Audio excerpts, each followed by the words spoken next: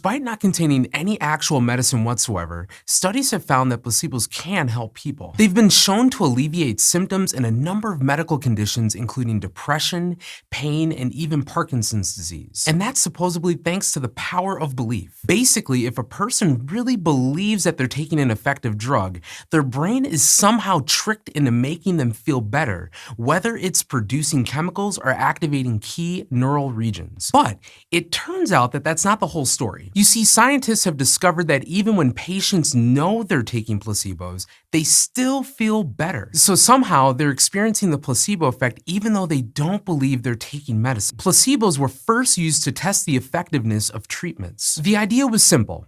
You give half of a test group medicine and the other half something inert. And if the group taking the medicine fares better, then the medicine works. But in some cases, the placebo group got better too. So instead of getting frustrated over a ruined study, clinicians took advantage of these happy accidents and started giving patients placebos as treatments. Open label placebos are ones where the patient is informed that they are taking an inert medication. Clinical trials have demonstrated that they work. For example, in a series of small studies, one research team found that open label placebos were more effective than no treatment or the usual treatment for a variety of conditions, including cancer-related fatigue, migraines, and test anxiety. They even worked for patients with irritable bowel syndrome in a 2010 study. The participants either received no treatment or a placebo that was carefully billed as such. They specifically told the patients it was like a sugar pill, and the pills came in a bottle labeled placebo. Yet, after 3 weeks, 59% of patients in the placebo group reported adequate symptom relief, while only 35% of the ones who received no treatment did. That's on par with the best pharmaceuticals for IBS, even though the participants knew